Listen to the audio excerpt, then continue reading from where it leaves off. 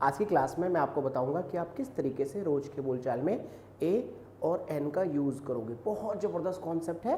पूरी क्लास को पूरे कंसंट्रेशन के साथ आप समझिए और नोट्स बनाना स्टार्ट कर दीजिए।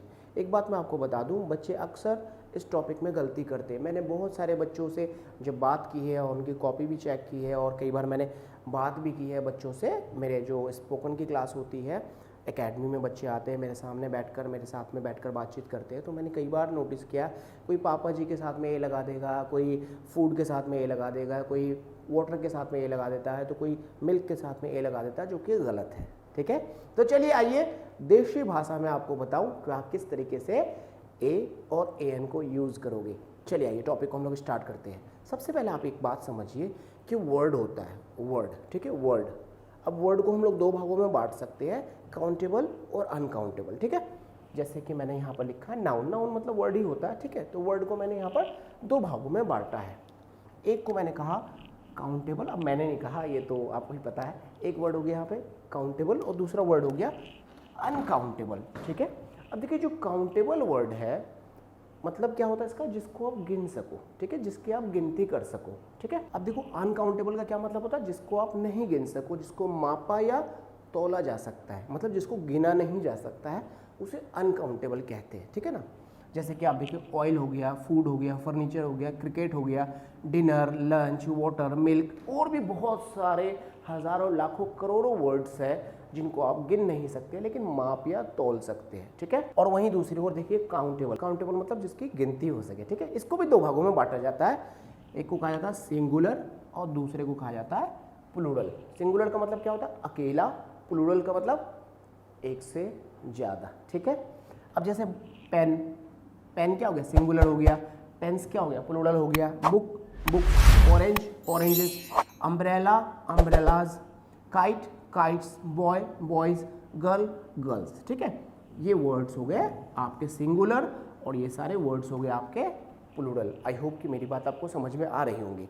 अब जरा समझिए आप कि ए और ए एन, इसका यूज़ हम लोग जो करते हैं वो सिंगुलर काउंटेबल नाउन के साथ करते हैं। फिर से समझो मेरी बात को आप, ए या ए एन का यूज़ कब करते हैं, सिंगुलर काउंटेबल नाउन के साथ करते हैं। किसके साथ, सिंगुलर काउंटेबल नाउन के साथ करते हैं। बात समझ में आ रही है मेरी आपको, ए या ए एन का यूज कब करते हैं, सिंगुलर काउंटेबल नाउन के साथ। ठीक है, अब जरा समझिए कि अगर हम हिंदी में कोई सेंटेंस बोलते हैं, जैसे कि मैंने हिंदी में कहा मेरे पास में मार्कर है। ठीक है, मेरे पास में मार्कर है, या मेरे पास में टी शर्ट है, या मेरे पास में कार है, तो हिंदी में मैंने बोल दिया, ठीक है भाई चल गया, एक बोलने की ज़रूरत नहीं होती है। लेकिन जैसे ही मैंने इंग्लिश में इसको बोलना है तो कैसे बोलूँगा, I have a marker, I have a marker. अब देखो मेरे पास में एक मार्कर है, हम हिंदी में नहीं बोल रहे, मैं हिंदी में कैसे बोल रहा हूँ, मेरे पास मार्कर है। लेकिन जैसे ही मैं इसको इंग्लिश में बोलूँगा तो यहाँ पे ए का यूज़ आपको करना पड़ेगा। ठीक है, ए का यूज़ जब आप सेंटेंस में करते हो तो प्रोनाउंसिएशन जो है आ हो जाता है। ठीक है, I have a marker, I have a T shirt, I have a car. बात समझ में आ रही मेरी आपको। अगर आपने इंग्लिश में कह दिया आई हैव कार, तो बात समझिए कि आपका जो सेंटेंस है वो इनकरेक्ट हो जाएगा, गलत हो जाएगा। ठीक है, तो एकदम देशी भाषा में आप कैसे यूज करोगे आ और एन को। ठीक है, चलो मैं अब आपको बताता हूँ बहुत ही इजी तरीके से। ये मैंने चार्ट बना रखा है, इसको समझो जरा ध्यान से। आपको ए और एन का यूज करना है, तो कैसे करना है, सबसे पहले क्या क्राइटेरिया है इसका, एक वर्ड होना चाहिए। क्या होना चाहिए, वर्ड, वर्ड होना चाहिए। वर्ड के साथ ही इसको यूज करना। अब वर्ड किसे कहते हैं ये मैंने आपको बता रखा है, नहीं अगर आपको पता है तो क्लास अटेंड कर लीजिएगा, सब्जेक्ट वर्ब ऑब्जेक्ट वाले क्लास को अटेंड कर लीजिएगा, उसमें आपको चीज़ समझ में आ जाएंगी। फिर भी मैं आपको यहाँ पे ब्रीफली बता दूँ, वर्ड का मतलब होता है दो या दो से ज़्यादा लेटर्स को हम लोग जोड़ते हैं और उसका कोई मीनिंग निकलता है तो वो वर्ड कहलाता है। ठीक है, जैसे मैंने यहाँ पे लिख दिया P plus E plus N, क्या हो गया जी, पेन। तो एक वर्ड है। क्यों वर्ड है, तीन लेटर्स आपस में मिले और मिलने के बाद में इसका मतलब हुआ तो क्या हो गया, ये मतलब हो गया तो वर्ड हो गया। अब मैंने इसको ऐसे लिख दिया जी P plus N plus E, अब ये हो गया जी PNE, ये वर्ड नहीं है। क्यों नहीं है, क्योंकि इसका कोई मतलब नहीं निकल रहा है। ठीक है, बात समझ में आ रही मेरी आपको, इसका कोई मतलब नहीं निकल रहा, तो मतलब निकलेगा तो वर्ड होगा और मतलब नहीं निकलेगा तो वर्ड नहीं होगा। ठीक है, तो आपको ए और ए एन का यूज करना है। तो सबसे पहले क्राइटेरिया क्या है, सबसे पहले रिक्वायरमेंट क्या है कि एक वर्ड होना चाहिए। ठीक है, आइए देखते हैं दूसरा क्राइटेरिया क्या है इसका, जो वर्ड है that must be countable. Word कैसा होना चाहिए? काउंटेबल होना चाहिए, जिसको आप गिन सको। अब वाटर आपके सामने आ जाए तो वाटर के साथ में आप ए या एन का यूज नहीं करना, क्योंकि उसको आप नहीं गिन सकते हो, ठीक है। तो दूसरा क्राइटेरिया क्या है कि वर्ड जो है वो काउंटेबल हो, ठीक है। चलिए तीसरा क्राइटेरिया देखिए क्या कह रहा है। अब ये सिंगुलर होना चाहिए, पहला वर्ड हो, उसके बाद वर्ड काउंटेबल हो, फिर क्या हो? सिंगुलर हो, ठीक है। यहां तक भी बात समझ में आ गई। अब चौथा क्राइटेरिया देखिए कि जो वर्ड है उसको आप बोलोगे जब, तो पहली आवाज उसकी, फिर से समझो मेरी बात को, पहली आवाज फर्स्ट साउंड ऑफ प्रोनाउंसिएशन, पहली आवाज जब आप किसी वर्ड को बोलते हो और वो वर्ड सिंगुलर हो और काउंटेबल हो, तो उसकी जो पहली आवाज है फर्स्ट साउंड ऑफ प्रोनाउंसिएशन अगर हिंदी के स्वर वर्ण से आती है तो आपको एन का यूज करना है, ठीक है। अब हिंदी का स्वर वर्ण क्या होता है भैया? तो बचपन में पढ़े हो ना जी, घर पे स्कूल में पढ़े हो, आ ई, ठीक है। ऐसे ही बहुत सारे और भी इसमें लेटर होते हैं। तो हिंदी के स्वर वर्ण से अगर फर्स्ट साउंड आती है तो आपको एन का यूज करना है, ठीक है। और हिंदी के अगर व्यंजन वर्ण से साउंड आती है, पहली sound first sound of pronunciation अगर हिंदी के व्यंजन वर्ण से आती है तो आपको ए का यूज करना, ठीक है। अब ये व्यंजन वर्ण क्या होता है?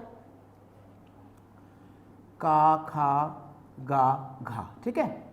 बात समझ में आ गई आपको? हिंदी में स्वर वर्ण जो होता है उसको इंग्लिश में वोवेल्स बोला जाता है, और हिंदी में जो व्यंजन वर्ण होता है इसको इंग्लिश में कॉन्सोनेंट्स बोला जाता है, ठीक है। अब मैं एक बात और बता दूं आपको, शॉर्ट में समझ सकते हो। आ से लेके आह तक आपका स्वर वर्ण हो गया, का से लेके ज्ञा तक आपका व्यंजन वर्ण हो गया, ठीक है। तो फर्स्ट साउंड अगर हिंदी के स्वर वर्ण से आए तो ए एन, और व्यंजन वर्ण से आए तो आपको आ का यूज करना, ठीक है। अब मैंने एक वर्ड यहाँ पे लिख दिया, देखिए यहाँ पे मैंने एक वर्ड लिखा, ठीक है, और एक वर्ड मैंने यहां पर भी लिखा।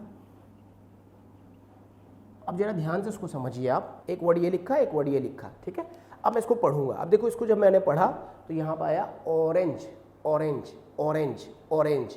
तो जो पहली आवाज आ रही है वो ओ से आ रही है, ओ, ऑरेंज, ठीक है। तो यहां पर आपको एन का यूज करना, ठीक है। अब मैं इसको पढ़ूं, इसको जब मैं बोलूं तो मैंगो, मां से आवाज आ रही, मां से, मैंगो, मैंगो, मैंगो। तो यहां पर आपको आ का यूज करना है, ठीक है। आई होप कि मेरी बात आपको समझ में आ गई होंगी। एक बार फिर से मैं आपके माइंड में चीजों को सेव करने की कोशिश करता हूं। सबसे पहले आपको क्या देखना? वर्ड, वर्ड के बाद क्या देखना? काउंटेबल, उसके बाद सिंगुलर, फिर आपको फर्स्ट साउंड ऑफ प्रोनाउंसिएशन देखना है। उसके बाद अगर first sound of pronunciation Hindi के स्वर वर्ण से आती है तो ए एन, और व्यंजन वर्ण से आती है तो आपको ए का यूज करना है, ठीक है। आई होप कि मेरी बात आपको समझ में आ गई होंगी। कुछ एग्जांपल से इसको हम लोग समझने की कोशिश करते हैं। अब देखिए मैंने यहाँ पर कुछ एग्जांपल्स लिखे, कुछ वर्ड्स लिखे, इसमें आप कमेंट करके मेरे को बताइए कि ए लगेगा या एन लगेगा। जल्दी कमेंट कीजिए, जल्दी, फिर मैं आपको समझा रहा हूँ।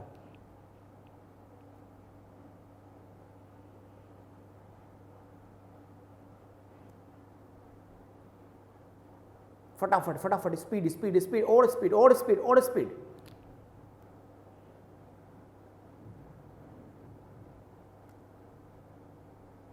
बस रुक जाइए, चलिए आइए, अब मैं आपको समझा रहा हूँ। देखिए जरा ध्यान से, मैंने यहाँ पे जो वर्ड्स लिखे इसके साथ में कैसे आपको ए लगाना है और कैसे एन लगाना है, इसको जरा ध्यान से समझिएगा। देखिए सबसे पहले आप चेक कीजिए कि वर्ड है या नहीं है। तो आपने पाया ये सारे वर्ड्स है, ठीक है। अच्छा वर्ड है तो भैया तो क्या ए एन लगा दे या फिर ए लगा दे? तो नहीं, ऐसा नहीं करना है। आइए दूसरा क्राइटेरिया चेक करते हैं, काउंटेबल है या नहीं, ये चेक करते हैं।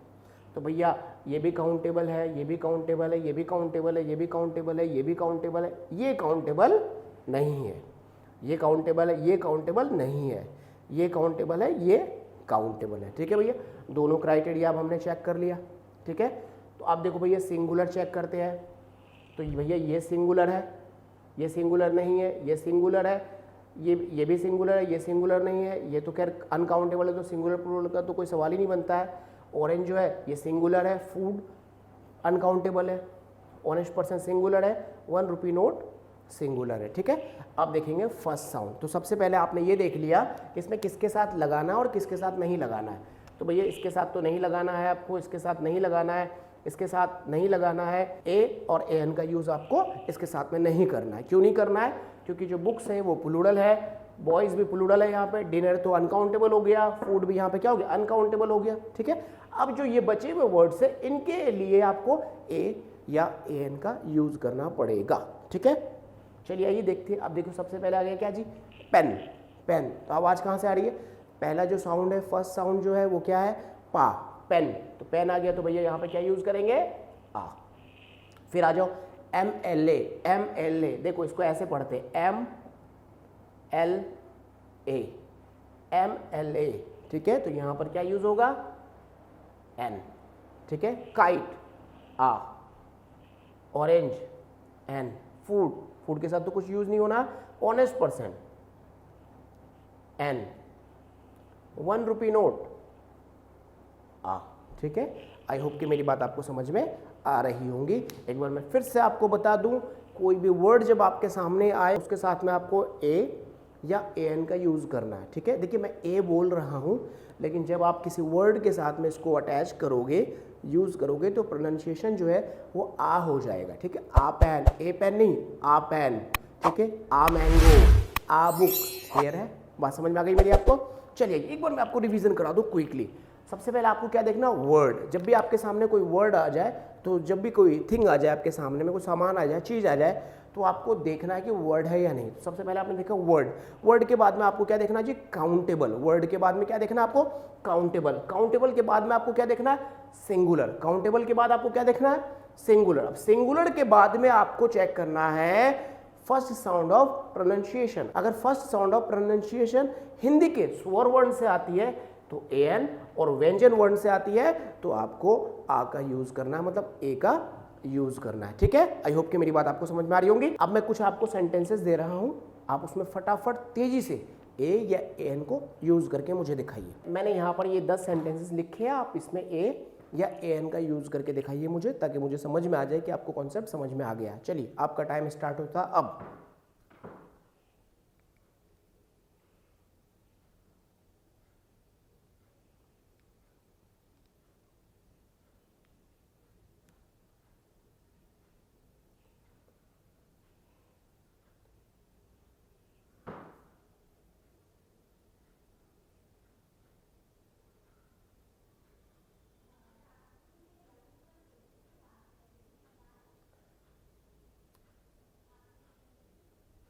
चलिए time up, time up, time up, रुक जाइए, बस रुक जाइए। अब देखिए यहाँ पर आपने क्या करना था, ध्यान से समझो इस बात को। पहले सबसे पहले ना सेंटेंस को पढ़िए, रिलैक्स हो जाइए, ठीक है। हबड़ा दबड़ी करके कुछ नहीं लगाना है ना, रिलैक्स हो जाइए, आ जाइए। मैंने यहाँ पर कॉन्सेप्ट लिख रखा है, इसको जरा आप ध्यान से समझिए, वापस मैं आपको रिवीजन करा दूँ और चीज़ें आपको समझ में आ जाए। सबसे पहले देखो वर्ड, ठीक है भाई, सारे वर्ड्स है, वर्ड्स है सारे, तो उनके साथ में आपको ए और ए एन का यूज़ कर देना है, नहीं करना है। दूसरा चीज़ समझिए, आप देखिए काउंटेबल है या नहीं, तो आ जाइए। मैं यहाँ से देख रहा हूँ, there is dash university, my brother flies kites, ठीक है, ये भी काउंटेबल है भाई। He love singing, I play cricket, तो इनके साथ में यूज नहीं होगा क्योंकि ये क्या है, ये है अनकाउंटेबल, ठीक है, अनकाउंटेबल। क्रिकेट क्या हो गया, अनकाउंटेबल। बढ़िया, आगे देखिए, मैच को हम गिन सकते हैं, क्रिकेट को नहीं गिन सकते। रानी इज डैश ब्यूटीफुल गर्ल, ठीक है भाई, गिन सकते हैं। My uncle is dash engineer, Rohit is dash dash dash, ठीक है, ठीक है। यहाँ पर आपने देखा कि यहाँ पर एक वर्ड ऐसा है जो अनकाउंटेबल है, बाकी सारे काउंटेबल है, ठीक है। तो आपने यह चेक कर लिया। अब चेक करो आप सिंगुलर या प्लूरल। तो आपने क्या देखा यहाँ पर, ये जो काइट्स है ये प्लूरल है, इसके साथ में नहीं लगेगा, ठीक है। ये आपका प्लूरल हो गया, इसके साथ में नहीं लगेगा। आगे बढ़ते आगे बढ़ते आगे बढ़ते, फटाफट चल।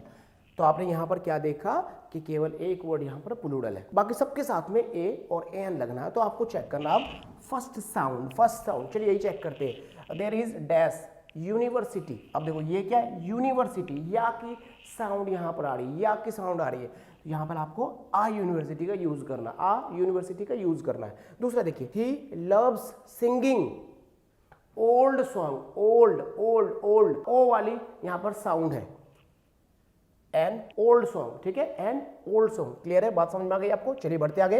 रानी is dash a beautiful girl, my uncle ji is an engineer, an engineer, यहाँ पे ई की साउंड है, स्वर वर्ण की साउंड है।